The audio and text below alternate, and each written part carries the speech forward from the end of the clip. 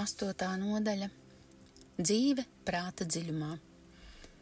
Es definēju prieku kā ilgstošu labklājības un iekšēju miera sajūtu, kā saikni ar to, kas man ir nozīmīgs. Opra Winfrija. Ārpus kontakta ar laiku. Atklājot savu eifo sajūtu, tu esi atklājis centru, ap kuru griežas visa dzīve.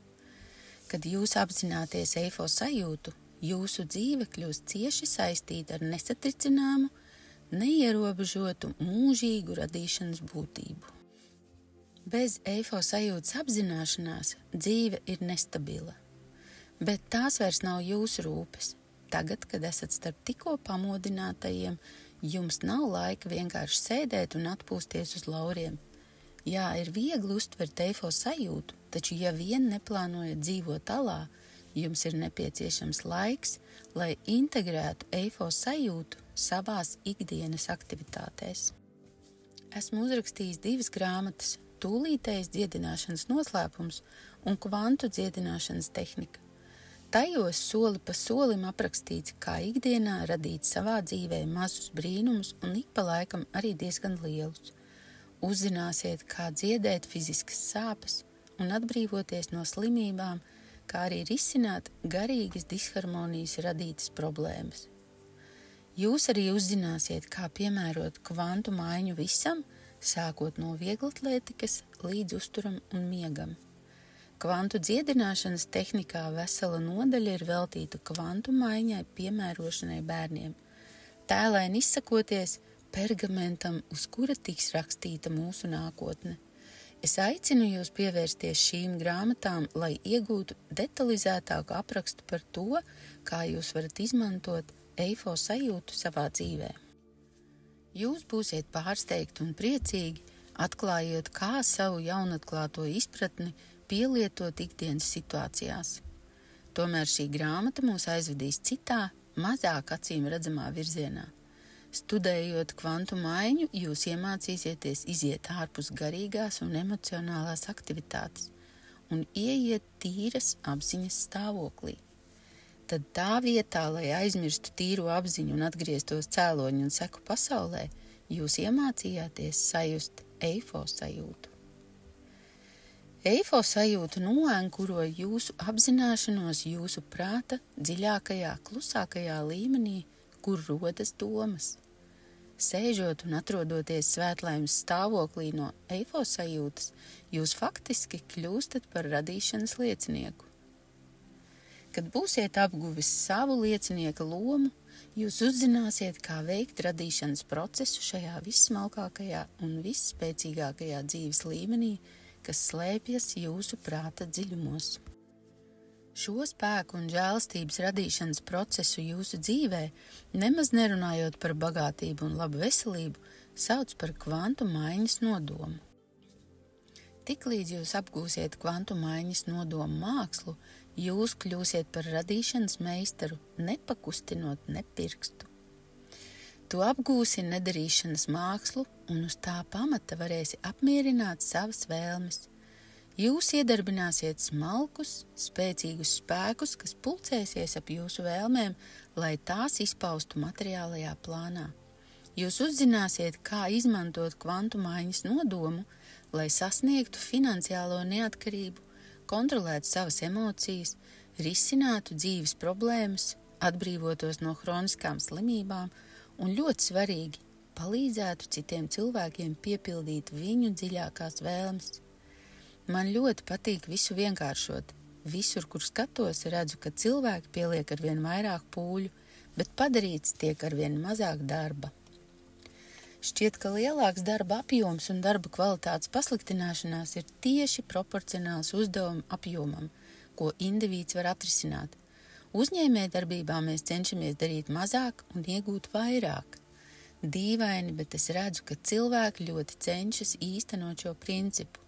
Tāda ir nepieankurotā prāta daba, mūsdienu dzīves aktīvais prāts, kas tiecas darīt arvien vairāk, meklē gala risinājumu. Lai cik paradoxāli tas nešķistu, risinājumu atrada prāts, kas noankurojies iekšējās pasaules dziļajā harmonijā. Uz kvantu maiņas orientēta prāta mantra ir nedari neko, iegūsti visu. Kad esat pieradis atrasties sava prāta dziļumos, jūs sāksiet apgūt kvantu maiņas nodomu un iemācīsieties saņemt visu, nedarot neko.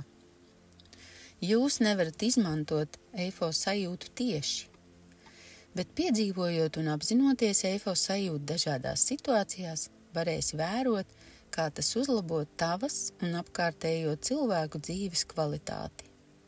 Tas ir patiesi izcils un pārsteidzošs process.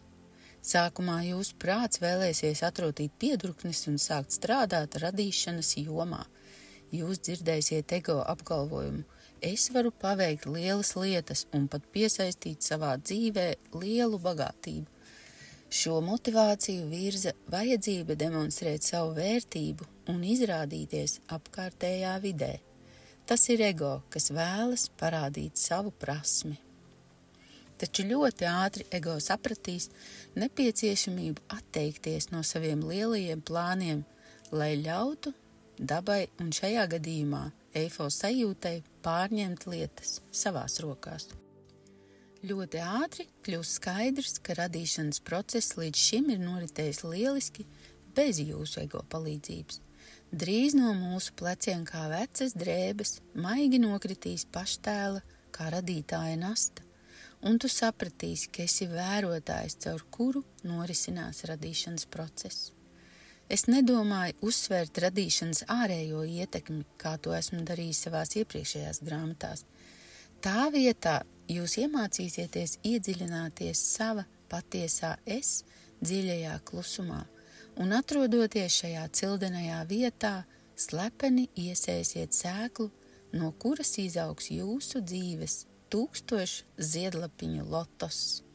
Pēc tam katru jūsu dzīves aspektu iekrāsos iekšēja gandarījuma sajūta, un arī materiālie labumi neliks gaidīt, tāpēc pāriesim uz nākamo soli iekšējā miera un ārējā pārpilnības radīšanā. Varat sākt apzinoties eifo sajūtu, veicot mierīgas aktivitātes. Tagad izmēģināsim šādu vingrinājumu. Pieredze. Sēžot kopā ar eifo sajūtu. Apsēdieties uz ērta krēsla vietā, kur jūs netraucēs vismaz 15 minūtes. Izslēdziet telefonu, izņemiet mājdzīvniekus no istabas, aizveriet durvis un iekārtojieties ērti uz krēsla. Atkārtojiet vingrinājumu, kā veikt kvantu maiņu, ko jau esat apguvis iepriekš. Kad esat pastaigājies pa istabu, sazinājies ar priekšmetiem un piedzīvojis eifo sajūtu, apsēdieties uz krēsla un aizveriet acis. Tagad atkārtojiet kvantu maiņas procesu vēlreiz un apzinieties eifo sajūtu. Dariet to 5 minūtes. Pēc aptuveni 5 minūtēm lēnām kustiniet vienu no saviem pirkstiem un pēc tam, nekavējoties uz 5-10 sekundēm, pārējiet uz eifo sajūtas apziņu.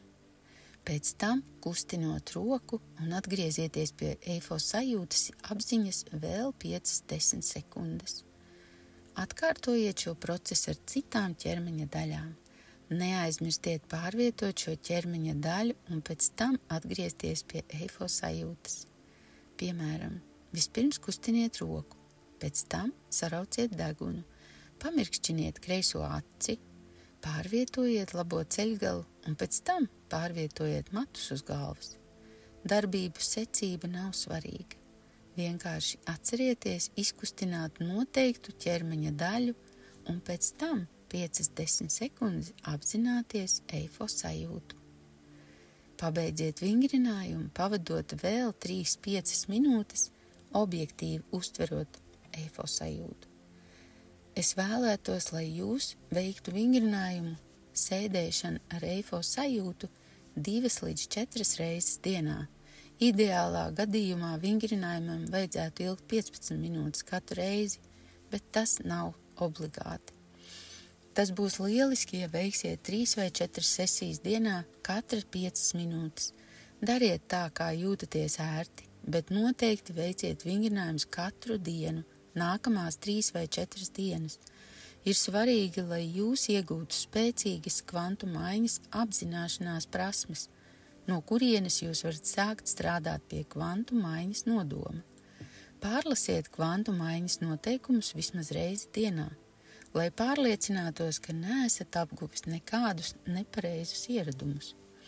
Jums ir jāizmanto katra iespēja pavadīt laiku, apzinoties eifos sajūtu jūsu prāta dziļumos. Tieši no šī apziņas līmeņa tu radīsi savu dzīvi no jauna. Jums nevajadzētu aprobežoties ar vingrinājumu veikšanu, tikai sēžot uz krēsla.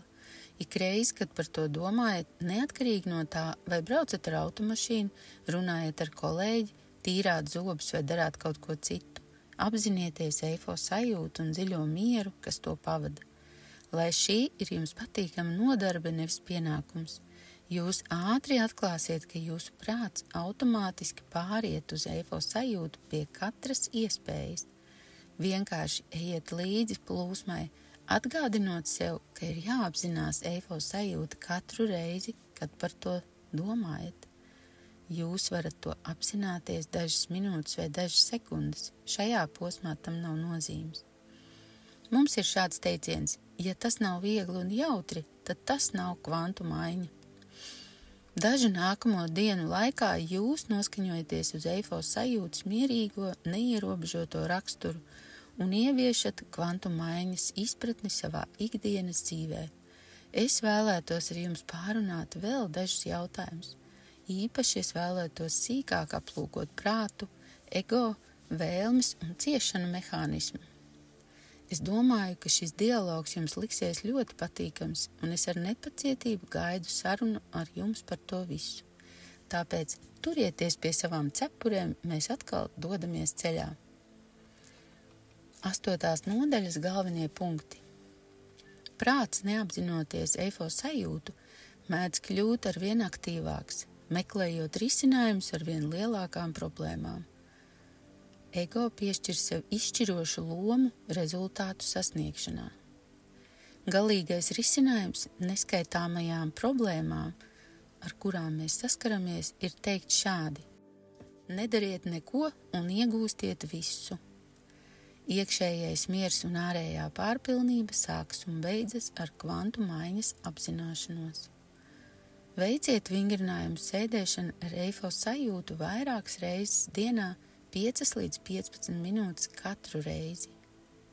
Praktizējot kvantu maiņas apzināšanos, jebkurā dienas laikā, kad par to domājat, kad braucat, runājat, ēdat un tā tālāk.